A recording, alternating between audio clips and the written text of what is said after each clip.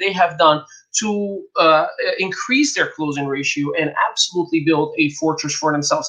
Now, do me a favor, let me know where you are chiming in from.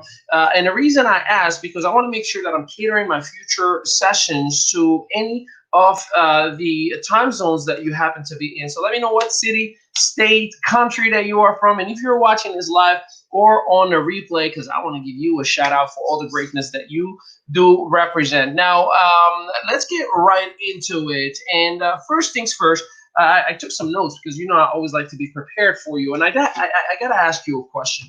How would you feel about increasing your closing ratio by 50%? Or as a matter of fact, if you could increase your closing ratio from 1 to 100%, what would that number be to you? And another question that I have for you, from 1 to 10, 10 being the best, 1 being the weakest, where do you stand with your closing abilities? Are you a 1? Are you a 5? Are you a 10?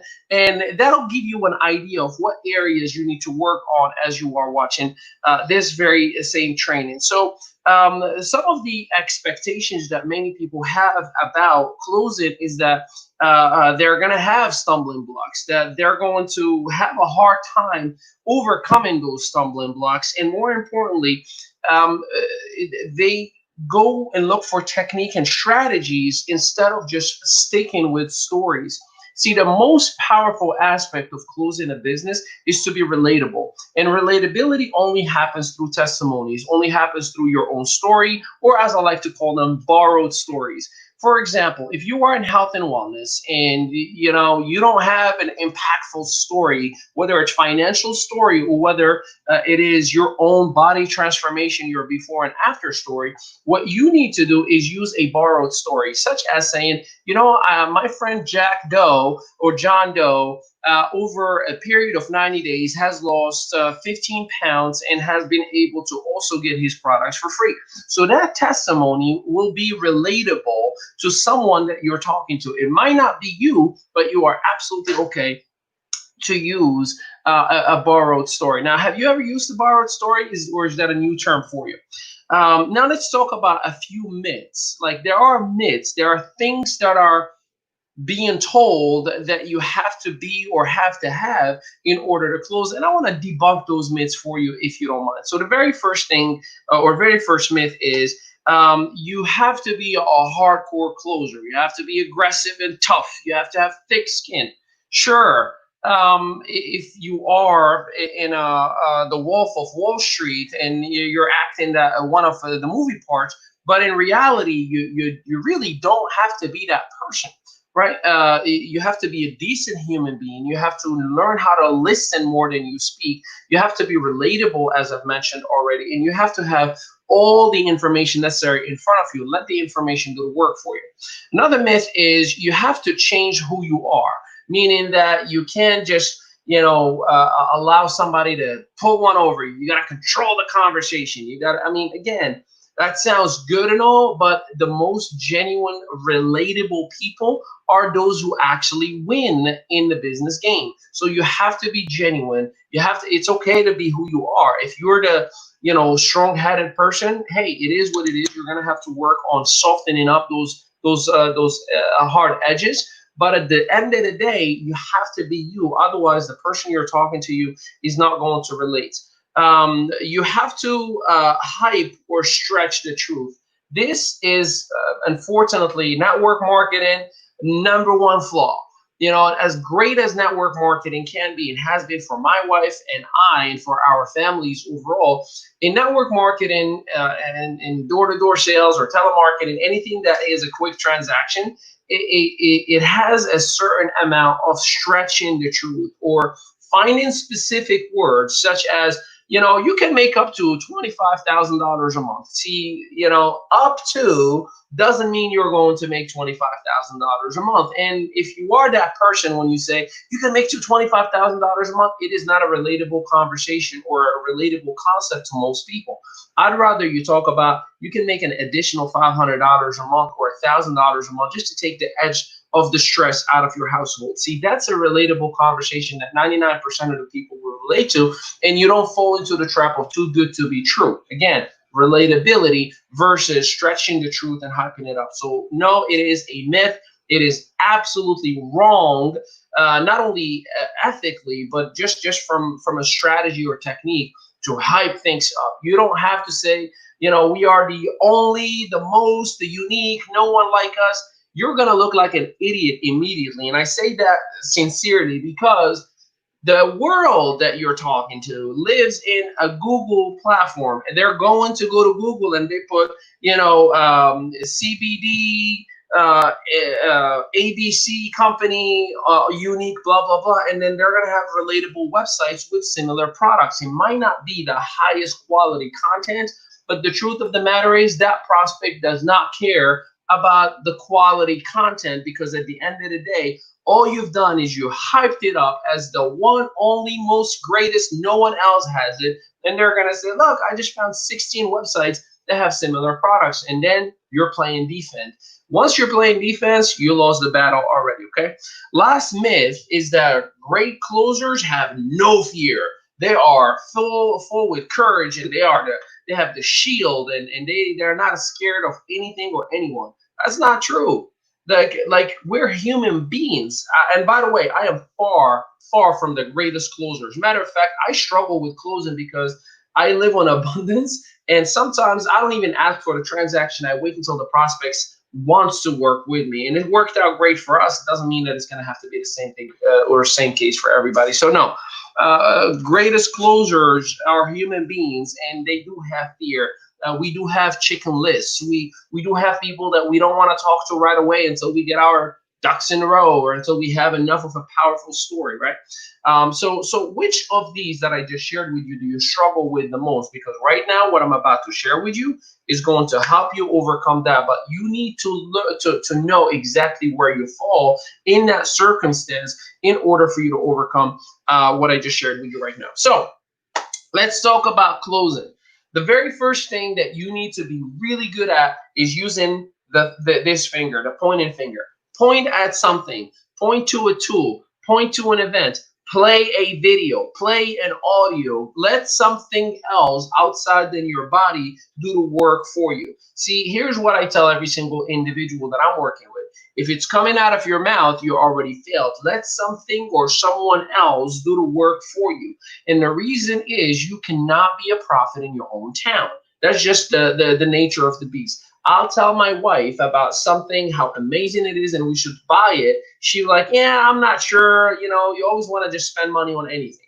Then my brother-in-law say, hey, we're going to get this because it's really good, because my wife will turn around and she will say, I think he's right. We should get it. And I'm like, that's the same thing I've been telling you all along, and you didn't listen. That's because the relationship gets in the way and the personalities gets in the way. So you cannot be a prophet in your own town. Therefore, you must point, play, let something or someone else do the work for you, okay?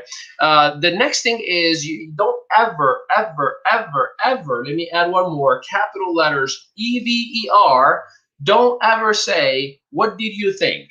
See, when you tell somebody what did you think, they will tell you what they think, and it might not be what you want to hear. See, the best way to keep the conversation in a positive trajectory is to ask things like, so what did you like best about what you saw?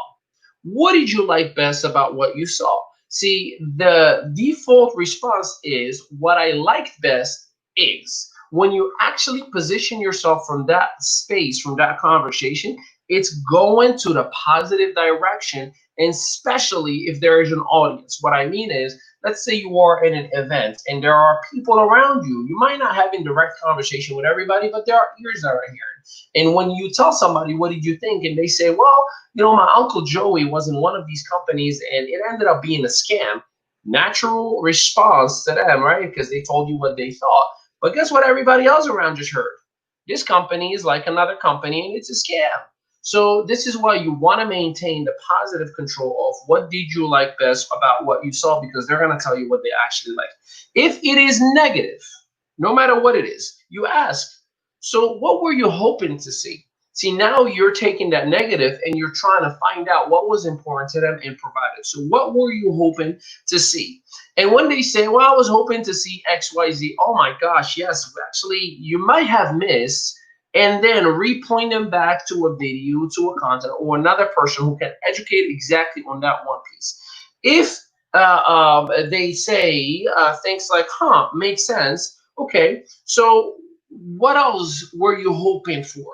Let's go over those dots, that checkpoint, to make sure you provide them what they want. If you still get something else that's negative, ask them this question. So, out of curiosity, why did you agree to come here? Or what did you agree to watch this video? Or what did you agree to still talk to me? Because if they're saying bad, bad, bad, bad, bad, there must be something that was good that told you to come here and communicate with me and allow me to educate you on whatever it is that you are doing, correct? So again, absolutely important that you ask that question. Now, if you are getting a positive response about what did you like best about what you saw, by default, oh, I like that too. Why is that important to you? So this is where you double down on that positive. So if somebody says, I like the compensation plan, I like that too. Why is that important to you? Now you're looking for their reason why.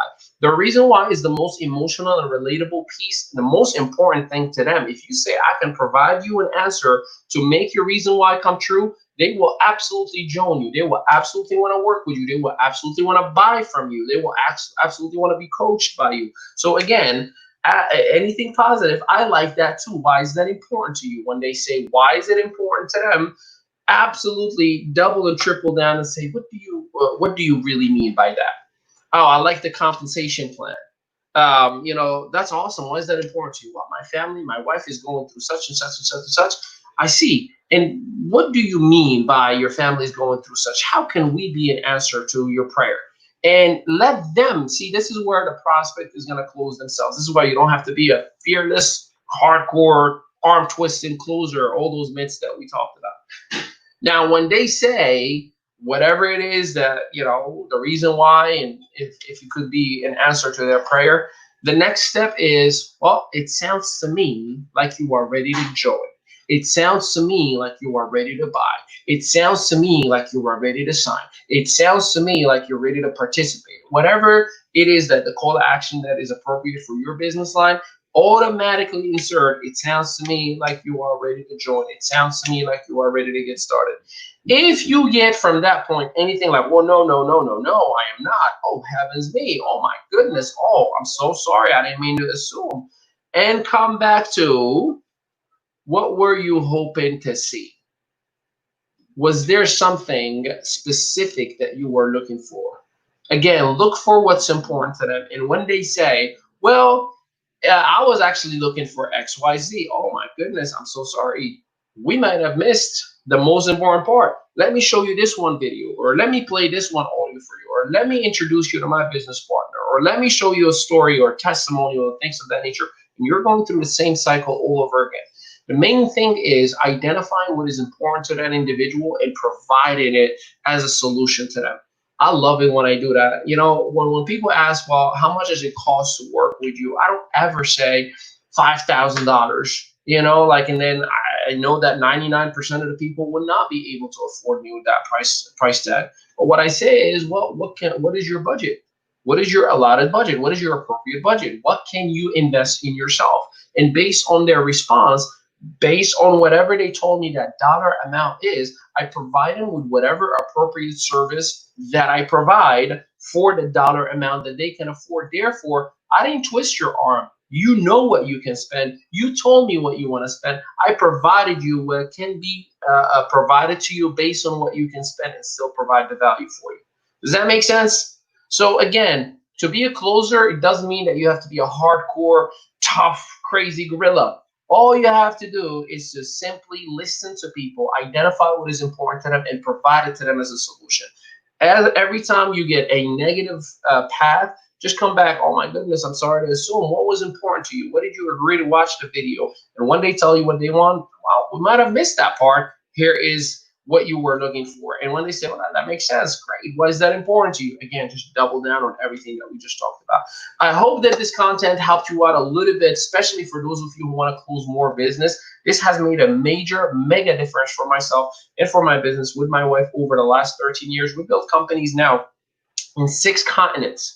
And I am so honored and privileged that I do what I do every single day. And you too can do the same exact thing for yourself. You just have to apply. Les Brown says it best. Only 5% of the people that I talk to, whether it's 50,000 in the dome in Georgia or 500 people in a closed room, only 5% only apply what I teach. Now, I don't know, and it's not fair for me to assume that you are not part of that 5%.